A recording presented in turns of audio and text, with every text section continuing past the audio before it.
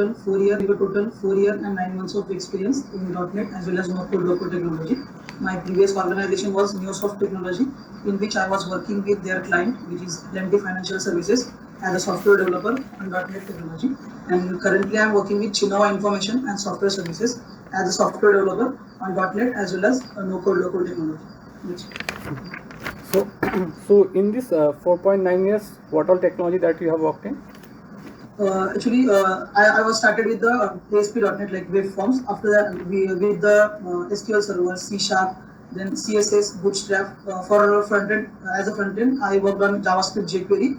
And in my from my previous organization, I got a chance to work on a ASP.NET MVC.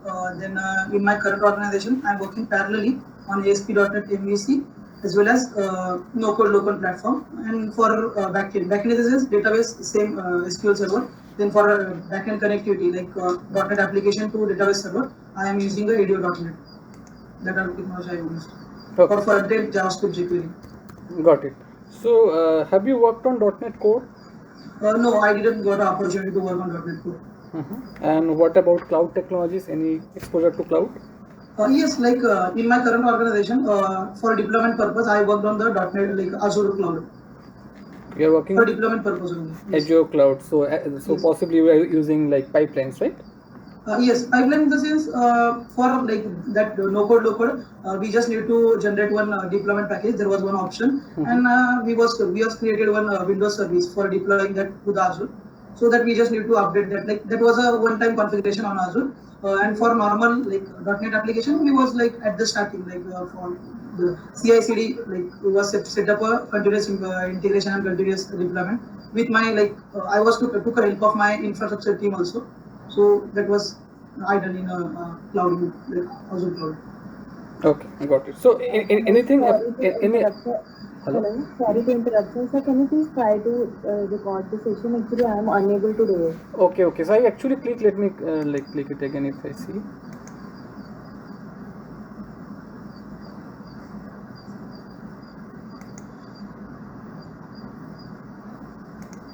So is it now recorded? Like it? Recording has stopped. Okay, Yes. I think it is showing it has stopped. Recording start something like. No, it has like. Let me restart it again. Sure. Yeah. So it is showing preparing. Recording is on. Okay, now it's fine. I think, right? Yes. Okay. And what about other services? Have you used like any other cloud services apart from this like repository and then deployment DevOps tool? Cloud services, like normally I use the web API. Web APIs in the sense I just consume the web APIs in my application for getting some data from another server. But like for cloud, like about the Azure cloud services, I not like consume that services. Okay, got it. And what about API? Have you created any API or you have consumed API? No, I have consumed it only. I have not created APIs. And what about this no code that you are talking about? Which platform you are using? We are using a Mendix. Mendix you are using, right? And like what type of project you are creating there? There currently actually in my organization there is a like in a Mendix we are developing the like in-house project, like the project of our organization only, like Chinova projects only, like HR portal, then management portal also, like for managing the project and then sprints and all. That type of project we are developing in a Mendix. And about .NET, we have one client, like one client person was there, like Mike or something else.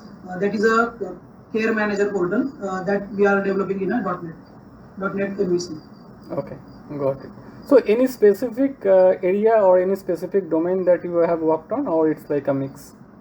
Actually, in my previous organization, like for 2.5 years, I worked on a financial domain. And after that, in this organization, as can I say, care manager is also only on like medical and all, like hospitality, I can say hospital type of project. And other is like HR portal and management portal is like that. Right. So I can see it's a mixed of healthcare and then financial, right? That's yes, correct. Okay. And you told like you have worked on WCF also. Yes, like I consume some WCF. Oh, you consumed WCF and web API. Yes, oh, got it. Yes. Not got opportunity to create that. That is fine. So now like some basic question from .NET, since it's like .NET developer role. So can you tell me what are the major pillars are available in object-oriented programming? Yes, there are 4 pillars available in object-oriented programming, like abstraction, encapsulation, inheritance, and polymorphism. First of all, abstraction. Abstraction is a process of like hiding a implementation detail and showing a functionality only to the user. To achieve abstraction, we use an abstract class as well as interface. Then it solves the problem at design level. Then encapsulation. Encapsulation is a process of hiding properties and behavior of an object member. To achieve encapsulation, we use an access specifier, like access modifiers. It solves the problem at implementation level. Then inheritance. Inheritance is a process of deriving a new class from existing class. So the new class contains all the property of existing class. It has some types like single inheritance, multi-level inheritance. Then polymorphism. Polymorphism is the ability to take a more than one form. It has some types, 2 types, like runtime polymorphism and compile time polymorphism. Runtime polymorphism, also called as method overriding, and compile time, also called as method overloading. Okay, got it. So let's assume that you have like C# class where you have some say like data members, and we haven't declared any access modifier for those. Okay. So what will be the default access modifier for class and data members? For class, it's a like default. As per my information, for a class, it's a internal, and default may be public. I don't exactly. No. So class will be internal. That is fine. What about the data members, say properties and method? Properties and methods, it may be public or internal. I don't know exactly. Okay, so it will become private, because like if it is become public, then it will be a huge security issue, right? If you forget to like declare something. About a class is internal. Class will be internal, right? Class will be internal. That is good. Okay. So have you come across a situation where you have used like interface or abstract class by any chance?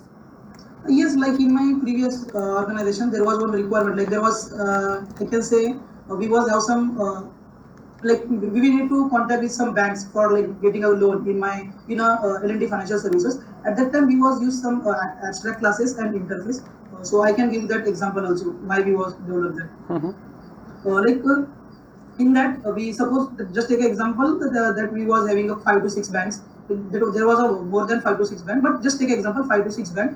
In that bank, if we have some default, or I can say common method is there, like suppose add client, then edit client, then add disbursement, then whatever the disbursement and whatever the things are. At that time, we was created an abstract class. So for all that bank, we use the same abstract class. In that we mentioned that method and then declare that methods, add client, edit client, whatever is it. And suppose in some banks there was some different methods are there. Suppose take example for SBI, there is one extra method. Extra method in the sense get status of the mutual fund, add mutual fund, or something else is there. So suppose at that time he was a user interfaces. Okay. Suppose any separate method is there. Got it. So like interface, you just wanted to make a contract between your interface and other class, right? Those who are implementing basically an abstract common functionality you are planning function. Right. So apart from this, do you can you tell me any other use cases for interface? Other use cases of interface, like normally interfaces, like I used like that as you said, like for contract based.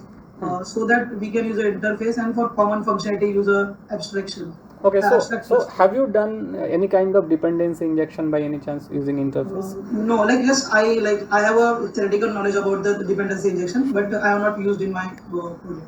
Like I can explain that whatever the theoretical knowledge I have. No, that is fine. That is okay. Okay, fine. So can you tell me like how you have handled exception in your current project?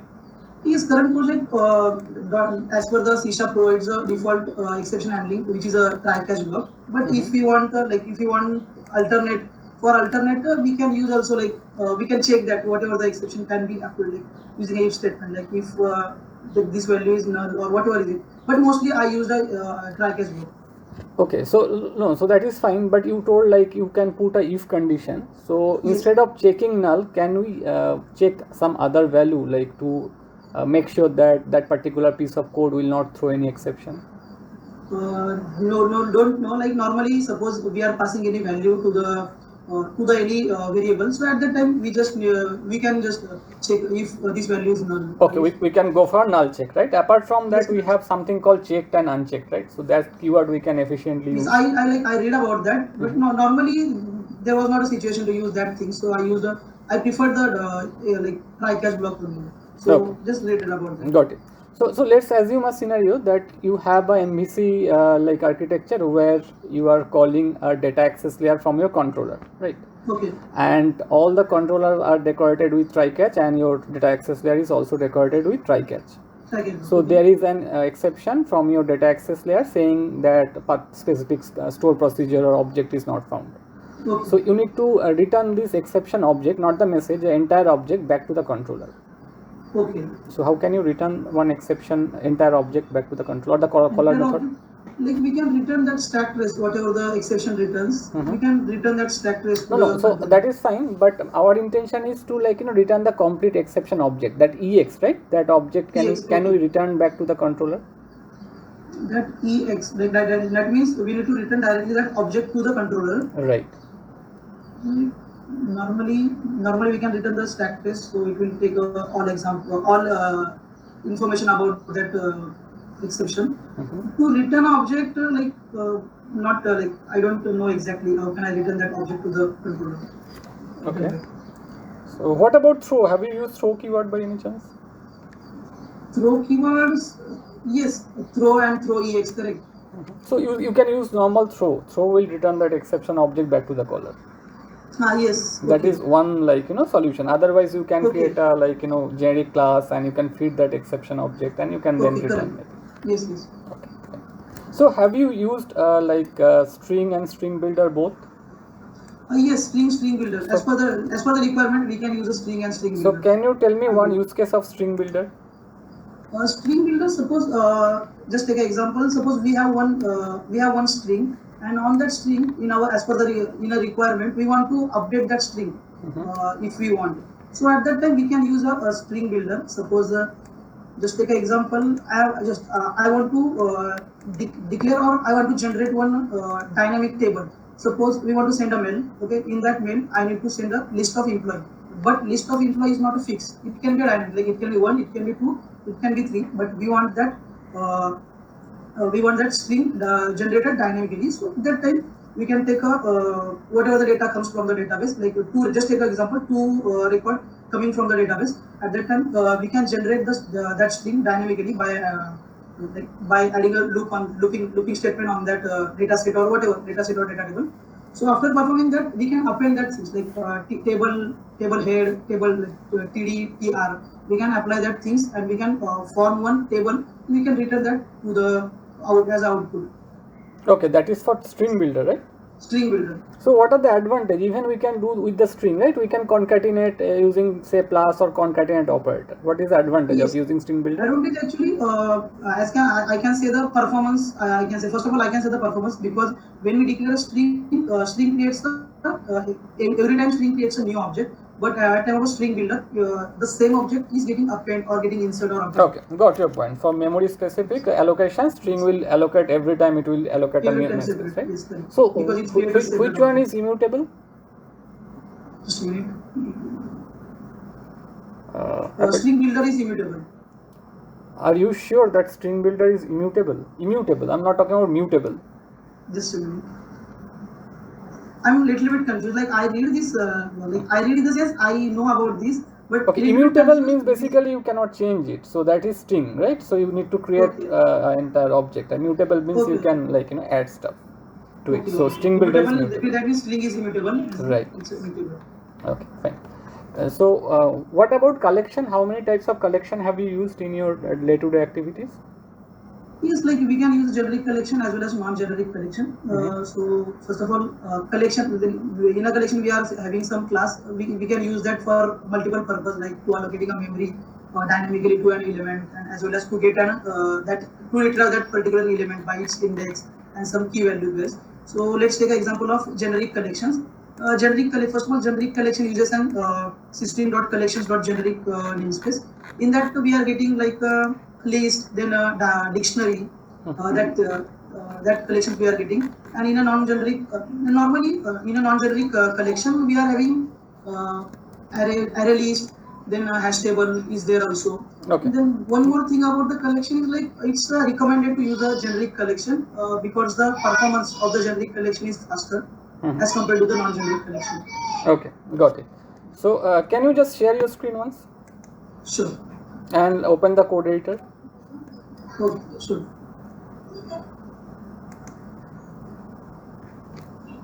This is the code editor, right? Yeah, you can share your screen and then I think you can open the code editor and choose Yes. C# as a I will language. Yes.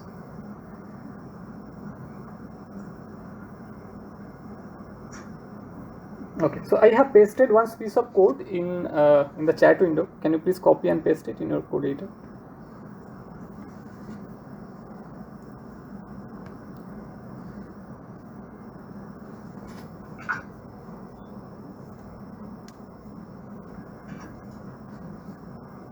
Yeah, here you can see like I have taken a dictionary of integer and string, and basically I've added a key value pair. So can you write us a loop to print this say 1 and 2?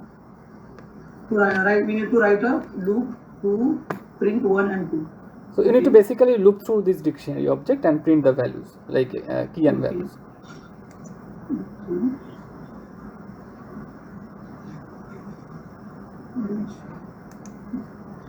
So I think you have stopped sharing, or like okay, so no, so maybe you have switched off the camera, is it? No, I'm not switched off the camera. Okay, fine. So I can see your screen. So you can see my screen. I don't know why it stopped sharing. Then what can we do?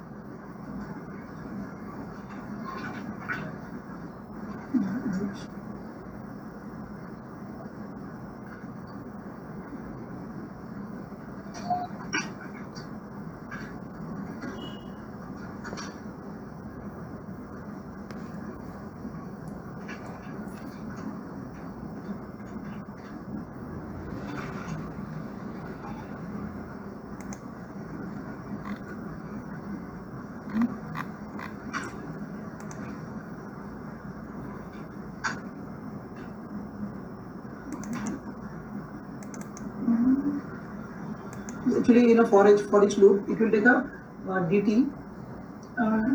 dt. So what is the enumerator name here? So it is not list, right? So you cannot write say var d. You said? So like you have written var d. So var d will work if it is a list, but Okay. but Got it. or array list possibly. But in dictionary we need to write a enumerator, specific enumerator to loop through a dictionary. Correct.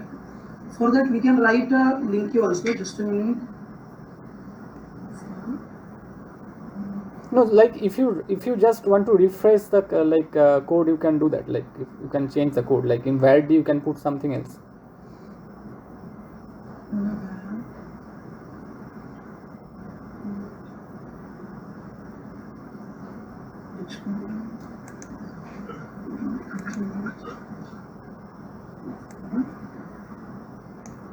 We can use a for loop of lambda expression, for loop of link queue for this operation also. I don't remember exactly because I worked before 2-3 years. Okay, so in place of here, in place of like var, you need to use key value pair here basically. So key value pair is the enumerator name to look through in a dictionary, and you need to give integer and string, like whatever form it is, right? Key value pair you need to write. So and then you need to print dt dot key and then d dot key and d dot value. Then you need to print. Okay. Okay. Just give me one more just a second. I will just paste one more code. So have you come across any user defined generic class or generic method? No. Okay. Just a second.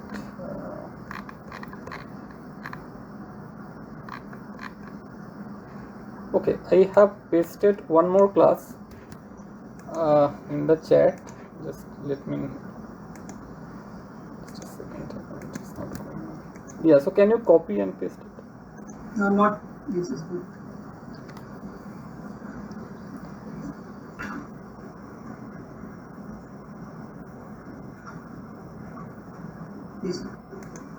Yeah, you share your screen. I cannot see this. Not able to see. Just let me check. Just a minute. My screen is shared. Ready? Okay, I can see your like camera, but screen I cannot see. Is it visible now? Maybe after showing the camera, it's getting. Yeah, right. I mean, this is showing some bandwidth issue at your end, so that like they are turning off your camera. Okay, fine. This is code, correct? Yeah. So if you can so if you can share your screen. I mean, I cannot see you still. Yeah, I can see now. I can see. So yeah, so Okay. that is okay. So yeah, so is it possible for you? Can you write say where? I'll tell you what you need to write. Yes. Where lst Explain. is equals to put equals new list of list, then you can give an angular bracket and email data. Yeah, inside that email data like class name, and you can give first bracket and you can end it like just after that. Yeah, and put a semicolon. So can you add say your first name and last name inside that list object? Just a minute. What we want to do? We want to add that first name and last name in the list object. lst that lst object that you have just created. Okay. Yes, we can add it. LST dot. We can use the LST dot add.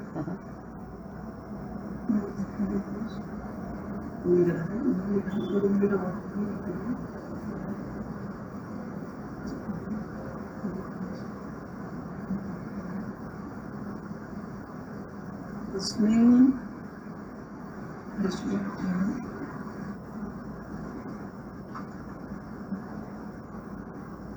We need to create an object of this class and then list Right. of. Right. Try to do that.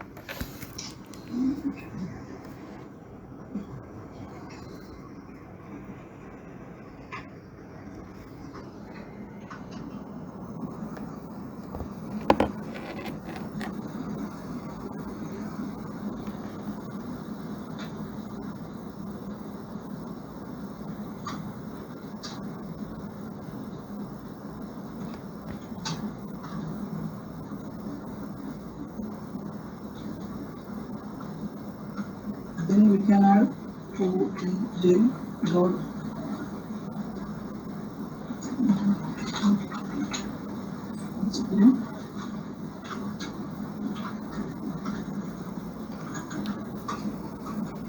first name.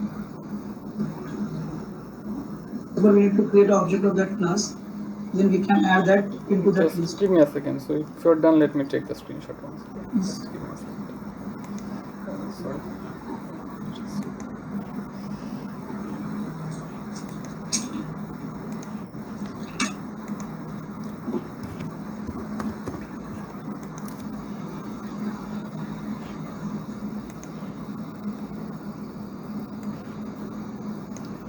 Okay, you can stop sharing. I have taken the screenshot.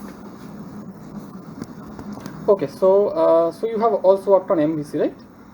Yes. So can you tell me what do we understand by separation of concern in MVC? A separate of. Separation of concern in MVC.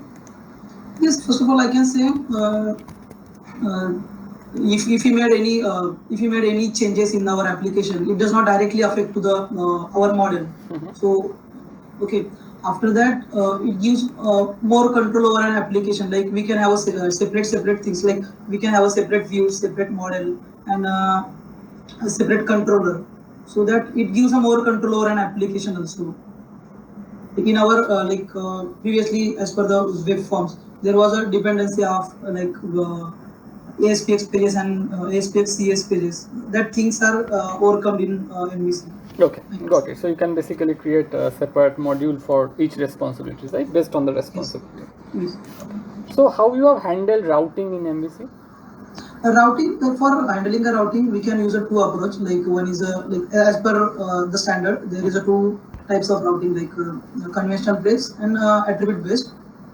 So the normally in a conventional based, we need to mention a method which is a route map method. In that we need to mention a unique name of that route as with the URL and some value which are presented.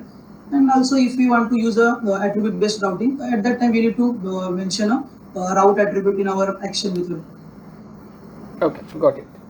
So how about filters? Any kind of filters that you have used recently? Yes, like normally, obviously, we have to authenticate and authorize our application. So at that time, I used the authentication filter, authorization filter, while calling the controller. So how many filters are there in MVC? Authentication, authorization, then action filter, then exception filter, then result filter is also there, and we can create our custom filter as per our requirement. Okay, so suppose you need to create a custom filter, then what is the way to register that custom filter inside that project? What are the steps that you need to follow? We need to follow. I don't remember exactly. Like normally, I use a predefined whatever the filters are there, so I don't exactly know. Okay, fine. And how about bundling and minification? Have you done any kind of bundling and minification technique? Yes, bundling in the sense in my previous organization in one project, in this organization I don't try, I don't work. But bundling in the sense, suppose we are having a JS files. At that time, obviously we have to minify that JS file to we can say that to unauthorized user to show that all the JS file to the user. So I was used that bundling minification. Okay, so to bundle all the JS file into a single unit. In a single file, correct. Binding it. Okay. And have you seen some attribute with validate anti-forgery token? So have you used this kind of? Yes, correct. Actually, just let me give one example. Like there was in my organization, there was one team which is a security team. In that, they was checking for the security, all the purpose of the security. So they was find that the method is one time method is getting called. After they are calling the same method, that method is getting executed. So at that time, I was implemented the anti-forgery token to prevent the cross-site request forgery. So it creates a separate ID for each and every request.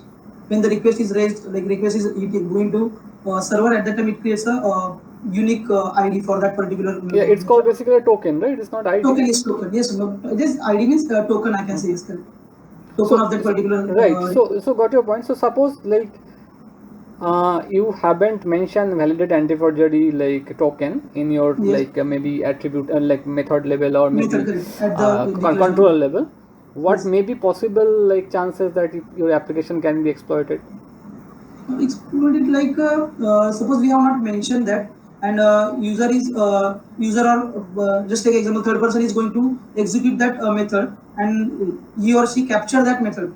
Then that person can execute that method time to time, because obviously we have not validated the forgery token. We have not validated token, so it will not check for a token, and that same method can be executed various time. How many times user is going to call? Just to take an example, suppose we are having one transaction, we are transacting some value, some amount from one account to another account, and we have not validated that method. So user can execute that method several times, and that amount will get transacted to that particular another account. So it will be affect to our application. Okay. Fine. So SQL Server you worked on, or postgre you have worked on mostly? SQL Server. Recently, I switched to the postgre, and in that postgre we don't need to do more coding because in a no-code local it is automatically generates that processes whatever is it to storing and updating on whatever the things are. But mostly I worked on a SQL Server.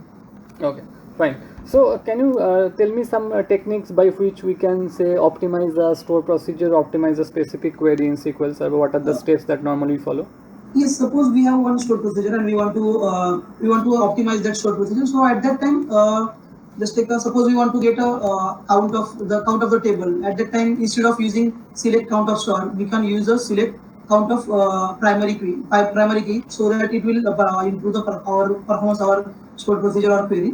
Then also we need to try to avoid a not like operator, because obviously if we use a not like operator, it compares with each and every value of a table, so it affect our performance also.